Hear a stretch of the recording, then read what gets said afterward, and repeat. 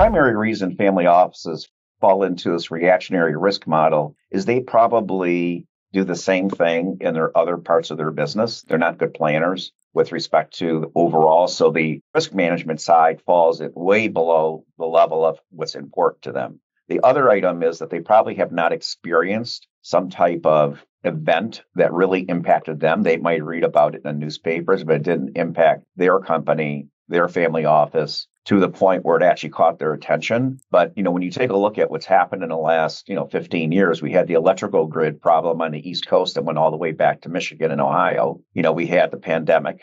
We've had the wars now. You've had a number of things, going on. So people should be paying attention to this. And the best way, I think, to really get out of that reactionary mode is you got to do the scenario planning. But you have to do scenario planning with people who actually are experts in their areas. And maybe you could also entice another family office or another group that you've worked with before, that you can trust them, that you can be open your organization to them, but for them to really bring some expertise to the table. If you're just dealing with the insiders, more than likely they don't have the expertise to really go through the scenario planning. So then at that point in time, it'd be useless. So just like everything else, you need to bring in people that can really help your family office. One group I would suggest really is getting to know a multiple family office where they have multiple family offices that they're managing, because they're going to have those systems in place. And then you're going to learn from them what that is. So it's also good just from learning from them what best practices are, but learning how to react. What you really want to do in these cases is